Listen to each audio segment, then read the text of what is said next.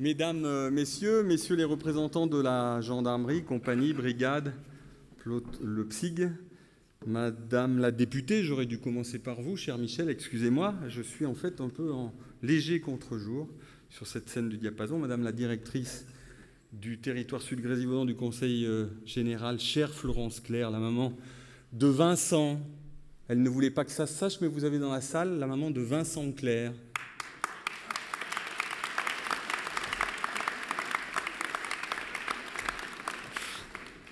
Mesdames, Messieurs les chefs d'entreprise qui nous faites l'amitié d'être nombreux ce soir ici à Saint-Marcellin, Mesdames, Messieurs les présidents, responsables, bénévoles associatifs, chers collègues élus, Mesdames, Messieurs, chaque année, à pareille époque, je harcèle chacun de mes collègues présents derrière moi et de nos collaborateurs. Je suis en effet pris d'un doute, avec toujours la même question. Et si cette année, les Saint-Marcelinois ne venaient pas? Alors nous vous le disons à cet instant, nous sommes soulagés. Une fois de plus, vous êtes au rendez-vous, nombreux, toujours encore, malgré le froid et la neige. Soyez-en, en tout cas, au nom du conseil municipal et en mon nom personnel, soyez-en remerciés. Votre présence a réellement quelque chose de réconfortant. Nous voici donc entrés dans cette année 2013, fameuse, car 2012 suscitait, comme vous le savez, comme d'autres échéances avant elle, l'extravagant fantasme de la fin des temps. La fin du monde, n'était-ce pas seulement lorsque l'homme cesse d'être pleinement humain, d'être porteur d'humanité? Au moment de vous présenter nos vœux, nous pensons d'abord à celles et ceux qui, frappés par la maladie, la précarité, l'angoisse du chômage, à celles et ceux qui, malgré beaucoup d'efforts et de démarches, ne trouvent pas d'emploi. Nous pensons aussi à ceux qui œuvrent dans la commune, qui sont la vitalité de notre territoire, chefs d'entreprise, commerçants et artisans, que l'on doit encourager, que l'on doit soutenir, tant on sait qu'est grand et périlleux le risque d'entreprendre. Et puis nous pensons aussi, bien sûr, aux services de l'État et des collectivités et aux bénévoles des associations. Bonne année 2013 à vous, à vos familles, à toutes les personnes qui vous sont chères. Bonne année aussi, vous l'avez compris, à notre territoire et à notre belle ville de Saint-Marcellin. Que cette nouvelle année vienne combler vos aspirations les plus profondes, qu'elle concrétise vos projets personnels et professionnels, vous apporte l'énergie, l'audace, la volonté d'agir tout au long de ces 12 mois afin de prendre l'avenir à votre compte et de faire de chacun de vos rêves une réalité à vivre et à partager avec les autres. Plus que jamais en 2013, année annoncée comme difficile, et chacun sent bien qu'elle le sera, plus que jamais en 2013, nous aurons tous besoin de solidarité et de fraternité, de ces valeurs humanistes, pour faire face ensemble aux obstacles, aux difficultés, aux crises de notre société. La tradition des vœux est aussi naturellement un moment où l'on regarde derrière et loin devant. Cette cérémonie n'échappera donc pas à cette tradition. J'aime beaucoup ces mots de Denis de Rougemont qui écrivait dans « L'avenir est notre affaire », je cite, « La décadence d'une société commence quand l'homme se demande « Que va-t-il arriver ?» au lieu de se demander « Que puis-je faire ?» Nous avons, avec le conseil municipal, choisi de nous poser la seconde question. Que pouvons-nous faire pour construire un monde meilleur, pour vivre mieux à Saint-Marcellin, pour assurer à nos enfants et petits-enfants une vie qui vaille la peine d'être vécue? Permettez-moi donc de vous parler d'espoir, de détermination, d'avenir et d'engagement. Oui, d'engagement, ce que nous nous étions promis il y a un an, ici même. En 2012, nous l'avons fait et les résultats sont là. L'argent public est rare et doit donc être utilisé de façon sérieuse et rationnelle. Avec Nicole Nava, adjointe aux finances, conjuguant lucidité, pragmatisme et volonté, pour la 15e année consécutive, votre conseil municipal n'a pas augmenté les taux communaux d'imposition. Vous avez bien entendu, pour la 15e année consécutive, il n'a pas augmenté ces taux communaux d'imposition.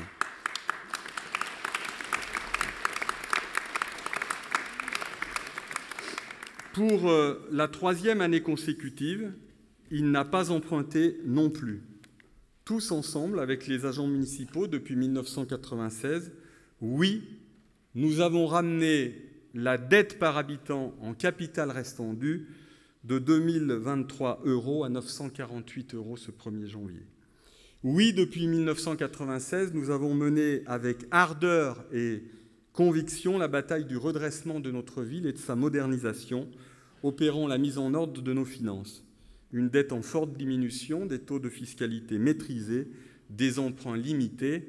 Cet effort en faveur de l'allègement de la dette ne répond pas à une quelconque doctrine gestionnaire, mais à notre volonté de ne pas hypothéquer les capacités d'action de notre ville à l'avenir. Pour ne pas être contraints à l'austérité forcément brutale, nous avons donc emprunté la voie de la sobriété choisie et justement partagée. Nous avons adopté une stratégie de long terme établissant des priorités. Nous les finançons en partant de ce que l'on a et pas de ce que l'on pourrait emprunter.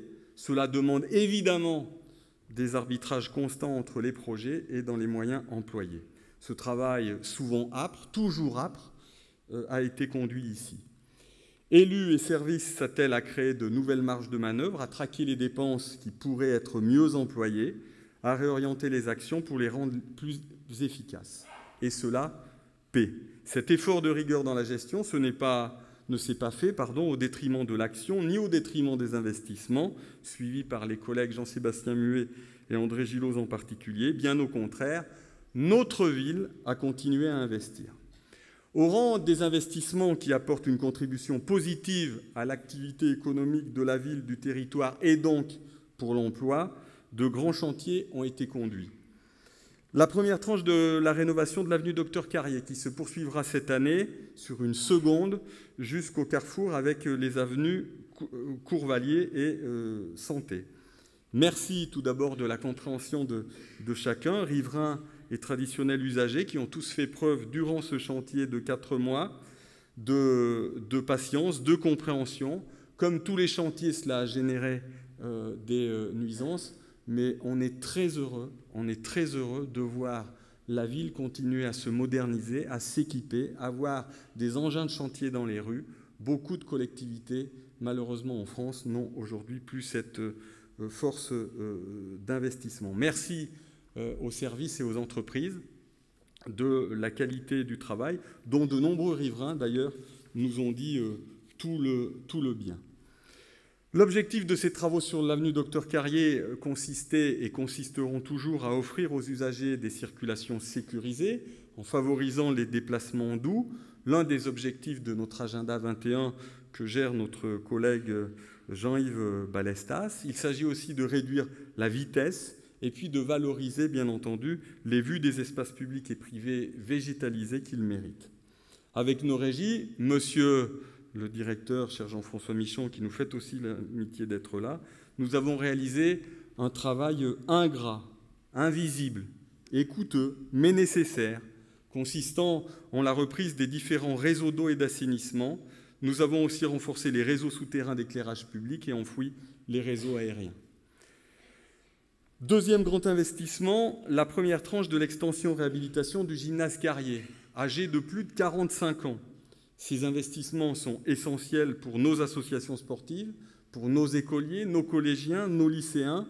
Et puis personne, évidemment, ne contestera les valeurs éducatives et de santé que génère le sport.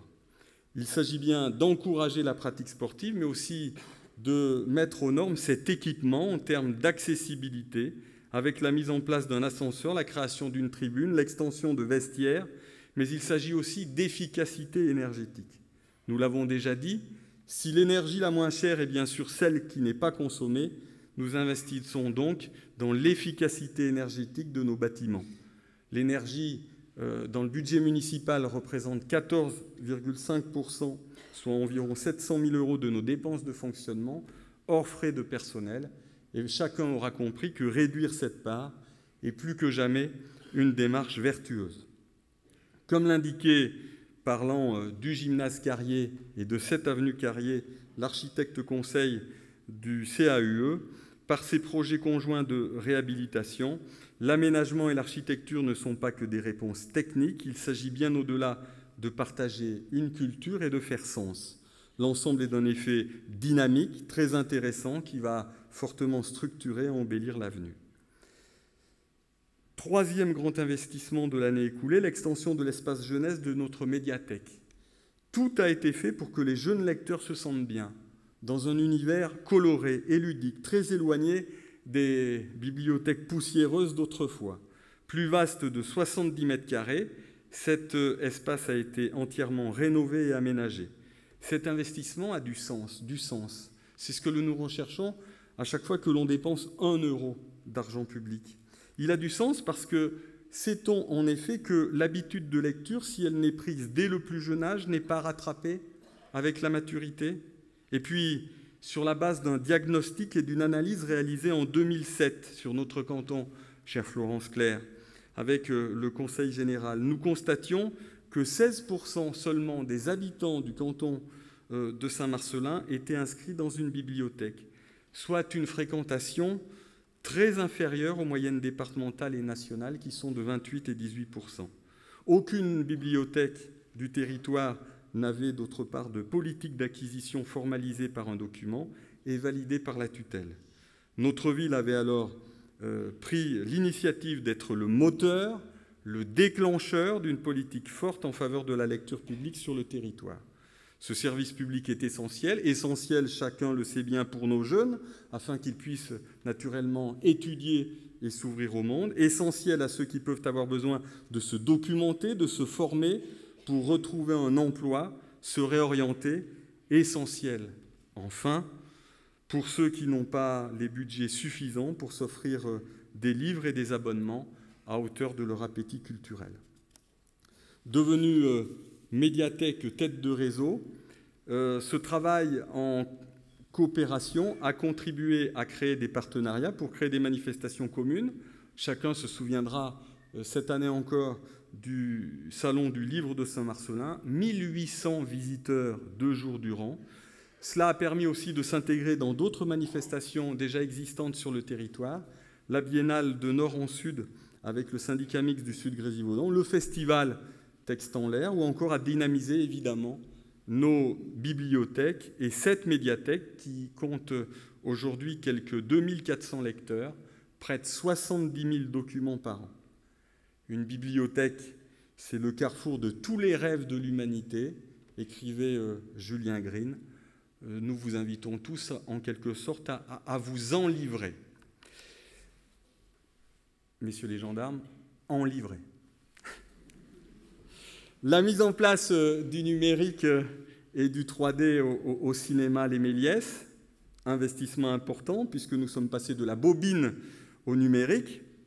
La qualité du son et de l'image, déjà excellente avec l'ancien projecteur, devient réellement époustouflante. Le numérique est-il vraiment supérieur à la pellicule? Pour des millions de cinéphiles du monde entier et des réalisateurs aussi célèbres que George Lucas et Steven Spielberg, la réponse est un oui sans réserve. Le numérique a donc été adopté, mais aussi la 3D, pour être en mesure aussi de répondre aux nouvelles attentes des spectateurs, parfois plus proches des loisirs. Nous pouvons nous réjouir que la ville ait joué un rôle important dans toute la conduite du dossier, aussi par son apport financier. Le choix a été évident. Imagine-t-on l'avenir de notre cinéma sans ces innovations? Autre investissement d'importance, la seconde tranche, messieurs les gendarmes, de la vidéoprotection. Chacun se souvient du printemps 2011, exceptionnellement difficile, où la délinquance avait particulièrement empoisonné la vie des habitants. Ces sujets, vous le savez, restaient difficiles à aborder car l'émotion est toujours importante et légitime. Et à la gesticulation verbale et médiatique, avec l'équipe municipale, nous avions préféré sang-froid et action, parce que la surenchère verbale, évidemment, ne règle rien au fond.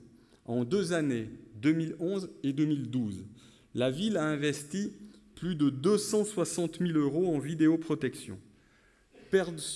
Personnellement, ni je n'idéalisais, ni je ne diabolisais la vidéoprotection. Force est de reconnaître que celle-ci, dissuasive, préventive et psychologique, a aussi permis de garantir un cadre de vie calme et largement apaisé après l'effet exceptionnel du printemps 2011. Cet effort sera poursuivi l'an prochain avec une enveloppe moins conséquente. En 2012, conformément à nos engagements, nous avons aussi initié la réhabilitation extension du centre de loisirs des Petits Loups, rue Saint-Laurent, réalisé le 3e bassin de prévention des crues du Savouret, cher Raphaël Sylvestre, tout comme nous avons réalisé un grand programme de petits travaux, continuité piétonne du Courvalier, achèvement du parking de l'école de la Plaine, piste cyclable prolongée sur l'avenue de Romans, équipement de classes de grande et moyenne section en tableau blanc interactif, chère Catherine Pellini en charge des affaires scolaires, nouveaux vestiaires au stade Soranzo, zone 30, boulevard Yondel et Champ de Mars. Avec la régie municipale d'énergie, nous avons réalisé l'extension de notre chaufferie bois, née il y a 14 ans déjà. Songeons que le réseau de chaleur long de 2,8 km alimente 6 bâtiments publics, dont la salle Le Diapason, qui vous accueille ce soir, le centre hospitalier, l'école du centre et la manufacture, qui abrite conseil général, communauté de communes, maison des associations Roger Chanron, restaurant scolaire, sans compter 320 logements qui sont desservis. Les bénéfices et intérêts d'une telle réalisation sont nombreux. Ils sont à la fois environnementaux, économiques et sociaux. Bénéfice environnemental, tout d'abord. Forte réduction de la consommation annuelle du fioul, 600 tonnes équivalent pétrole par an économisées. Baisse significative des rejets de CO2 en diminution de 750 tonnes par an, soit l'équivalent de près de 6 millions de kilomètres ou 144 tours du monde parcourus par une voiture récente. Nous y voyons également un avantage économique, le bois étant un combustible financièrement compétitif qui se substitue au fioul. Il permet à notre ville, son centre hospitalier et aux locataires de l'OPAC 38 de réaliser de substantielles économies financières annuelles, jusqu'à 35% selon les situations, selon les seules bases de calcul de 2001. Ainsi, nous favorisons le pouvoir d'achat des habitants, des institutions et de notre ville. Enfin, le bénéfice social en termes de création ou de maintien d'emplois non délocalisables pour la ville ou le territoire n'est pas négligeable. On sait que la récolte, la transformation et l'utilisation de bois sont des facteurs de développement local, notamment en zone rurale. Le recours au bois en provenance des forêts du Vercors et des Champs-Barans contribue aussi à valoriser un potentiel forestier abondant, à soutenir la filière bois tout en favorisant un approvisionnement en circuit court. Avec Jean-Yves Balestas, nous avons la conviction que penser globalement, c'est-à-dire penser pour la planète, consiste à agir localement. Ce pari social et écologique sera gagné jour après jour par des actions simples telles que celle-ci, concrètes et efficaces. L'écologie, nous le pensons, n'est pas un frein ou une contrainte. Elle est un puissant levier de croissance, de compétitivité de nos entreprises et d'amélioration aussi, bien entendu, de notre bien-être collectif.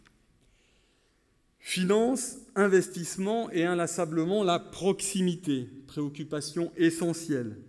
En plus de la démarche d'Agenda 21 et des diverses réunions publiques thématiques, les visites de quartier se poursuivent toujours dans cette volonté de démocratie participative et de citoyenneté, d'information et de communication, cher Jean-François Babois. Elle témoigne aussi d'une incessante volonté de proximité. En plus des permanences tout au long de l'année, vous êtes invités à des rencontres animées par mes adjoints ou moi-même pour aborder les projets de la ville ou des quartiers. Depuis le début de la seule année 2012, plus d'une vingtaine de réunions ont eu lieu. Ces réunions permettent une écoute attentive qui ne nous lasse pas, qui ne nous fatigue pas, chers collègues, un vrai dialogue de terrain, et elles favorisent évidemment la rencontre entre les habitants. L'on y traite de préoccupations évidemment quotidiennes. Qui sont les mieux placés, sinon les habitants eux-mêmes, pour imaginer et construire, avec les élus, le devenir de leur quartier, de leur ville? Que retenir encore de 2012 ? Si notre régie a eu 98 ans, cher Jean-François Michon, Notre directeur, je vous rassure, est beaucoup plus jeune. 2 associations ont fêté leur centenaire. Naturellement, notre club de rugby, le Saint-Marcelin Sport, et l'Amicale laïque. Ces centenaires marquent aussi leur capacité d'écoute, les capacités d'écoute de ces associations à leur ville et à leur territoire. Nous voulons les en remercier. Merci beaucoup aussi à nos handballeurs. À l'issue d'un parcours exceptionnel, pour la première fois de son histoire, le club a joué la finale de la Coupe de France de handball au Palais Omnisport de Paris-Bercy contre Courbevoie, cher Jean-Luc Baudin. 5 bus furent mis à disposition du club et des supporters. Ces clubs, ces sportifs, comme beaucoup d'autres qui ont porté haut et loin les couleurs de notre ville, ont été individuellement ou collectivement récompensés lors des Trophées des sports en décembre dernier. Aux seules associations, la seule ville pérennise et alloue un peu plus de 400 000 € de subventions de fonctionnement annuellement. À cela s'est ajoutée l'acquisition d'un minibus, évidemment bien utile au déplacement de nos clubs. C'est pour la jeunesse, les habitants de notre ville et du territoire que nous travaillons. La jeunesse est au cœur de notre action, parce que malheureusement traversée par de multiples inégalités scolaires, sociales, familiales. En aucun cas, nos enfants ne doivent être sacrifiés aux difficultés de l'époque. Nous l'accompagnons, cette jeunesse. C'est un droit pour elle, c'est un devoir pour nous. Elle mobilise tout particulièrement Catherine Pellini et Imène Louis. C'est dans une idée de rassemblement, d'union de toutes les générations. Nous voulons lui donner à cette jeunesse ses chances, sa place, sa reconnaissance et sa dignité.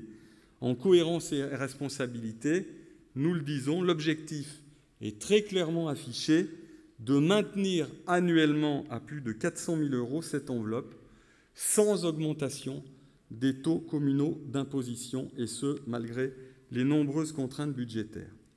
Outre le soutien à la vie associative, nos dispositifs sont nombreux, mais certains sont parfois, malheureusement, encore trop méconnus. Bourse au permis de conduire, bourse au projet jeune, chantier jeunes citoyens, actifs jeunes, sorties familiales, qui sont une manière de tendre vers un moment d'égalité et d'offrir un temps de vacances à des enfants qui n'en ont pas ou trop peu. Cela est sans compter sur nos missions autres dans les accueils de loisirs ou périscolaires accessibles à tous les enfants. Une parenthèse pour dire que du fait des travaux d'électrification de l'axe ferroviaire Valence-Grenoble, notre ville a proposé l'extension de ses horaires d'accueil périscolaire du soir jusqu'à 18h30, sans tarification supplémentaire, pour répondre aux besoins des salariés et des familles transportés par car. Et puis l'attention portée à la jeunesse, c'est l'installation du nouveau conseil municipal des jeunes. Il vient compléter et enrichir toutes nos instances de concertation. Nous vous donnons la parole, mesdemoiselles, messieurs, vous êtes là pour proposer, innover, critiquer, pour orienter, pour recadrer s'il le faut. Est-il nécessaire de rappeler que ces jeunes conseillers ont été, avec leurs prédécesseurs, force de proposition, notamment sur la mise en place de la 3D au cinéma, la création de pistes cyclables ou force d'action sur la caravane citoyenne contre le racisme, ou encore l'organisation d'activités au sein de l'accueil actif jeune. L'écrivain hongrois Robert Zend faisait justement remarquer que ce que nous avons tous en commun, c'est d'être tous différents. Et évoquant cela, il y a quelques secondes, à propos de l'amicale laïque, je voudrais aborder la question de la laïcité. La laïcité n'est pas ringarde, mais elle est un concept bien vivant dont l'actualité demeurera tant que des hommes et des femmes qui ne partagent pas leurs croyances penseront qu'ils peuvent partager un destin commun. La laïcité appartient à notre identité nationale. Et cette identité-là n'exclut personne. Elle n'oppose pas, mais elle rassemble.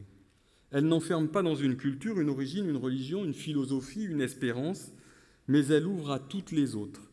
Elle n'entretient aucune peur, mais elle donne sa chance à chacun.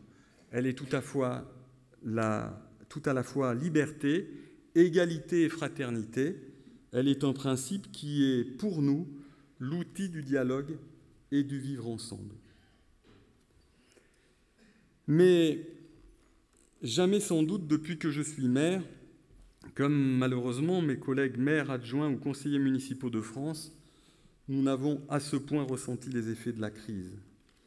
Élus municipaux, nous sommes probablement les meilleurs témoins des souffrances, des découragements, parfois de la misère morale de nos concitoyens et des dégâts que cause cette crise d'une violence inouïe pour la cohésion de la population, des habitants de notre territoire.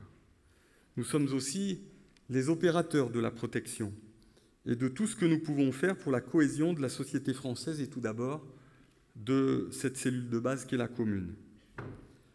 Sur le front du chômage, par souci constant de transparence, nous comptions 550 demandeurs d'emploi pour notre seule ville en janvier 2012. Nous en comptons 575 fin décembre. L'austérité aveugle et son cortège de souffrances sociales gagnent du terrain. 38 licenciements sont annoncés dans les prochains jours chez Metalp, ex-Norma Schneider à Saint-Marcellin. Sur le front des inégalités, de plus en plus de pauvres, des riches toujours plus riches, des inégalités accrues. C'est le résultat de la dernière étude de l'INSEE relative à l'année 2010 qui montre une baisse de niveau de vie en France. 8 600 000 personnes vivent en dessous du seuil de pauvreté avec 964 € par mois. On note aussi une hausse du nombre des pauvres chez les retraités et une très forte progression chez les jeunes. Je le dis, ce qui était inacceptable sous le quinquennat de Nicolas Sarkozy, le reste sous celui de François Hollande. Heureusement, à Saint-Marcellin, comme dans notre pays, il y a de puissants mouvements de solidarité, d'entraide, de créativité. Nous disposons d'un tissu associatif incroyable, riche, sans lequel nous serions en panne dans bien des domaines. Merci à l'action des associations caritatives, Croix-Rouge, chère Anne-Marie Refouati, Restaurant du Cœur, Secours catholique, chère Madame Tour et Monsieur Bourguignon, Secours populaire, dont la vocation de solidarité s'élargit à de nouvelles personnes. Avec le Centre communal d'action sociale et Daniel Pin, vous tentez de répondre quotidiennement aux besoins de nos concitoyens. Nous voulons rendre hommage au dévouement de tous les bénévoles qui œuvrent chaque jour pour la dignité de ceux qui sont touchés par la pauvreté, la précarité ou par la maladie. Après des augmentations de 30% de nos aides envers elles en 2011, 40% en 2012, une nouvelle augmentation de 20% a été adoptée en faveur de ces associations. Le bénévolat, c'est l'art de la gratuité du cœur, du geste et du temps. Aux bénévoles de ces associations, comme aux autres, nous voulons dire merci.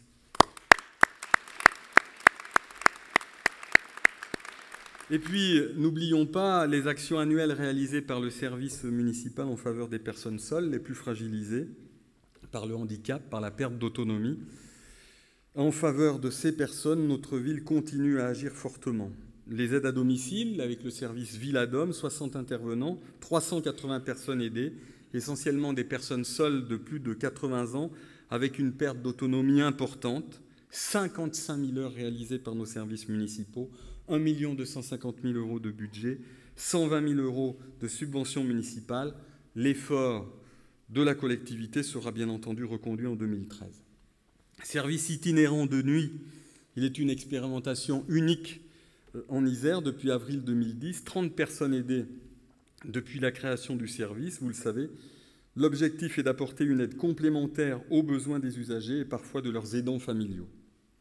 Le portage des repas ou le foyer-restaurant le sans souci, véritable service municipal, là aussi très prisé, 9 134 repas servis, 15 434 repas portés à domicile pour 2012, du lundi au samedi.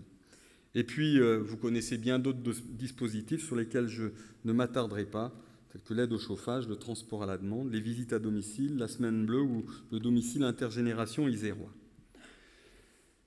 Chère Anne-Marie Refouati, le diapason, vous en êtes heureuse, nous aussi, poursuit sa croissance avec près de 10 000 spectateurs chaque année sur la seule programmation municipale.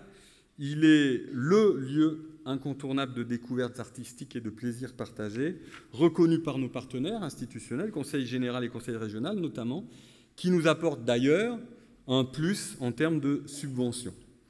Mais nous nous réjouissons aussi que cette année, pour la première fois, nous atteignions le nombre de 480 abonnés sur la saison 2012-2013, contre 300 tout de même, en moyenne au démarrage. Bel appétit culturel et immense intérêt que nous avons récemment eu l'occasion d'évoquer avec Aurélie Filippetti, la ministre de la Culture, qui nous recevait à Paris lors de la remise du prix Barbara, qui a été remis à Barcella, que nous accueillerons en mai prochain lors du festival éponyme, ici, au Diapason. Songez aussi qu'à plus d'une trentaine de reprises, le Diapason a été aussi mis à disposition d'associations ou d'entreprises pour l'organisation de spectacles, de conférences ou de séminaires.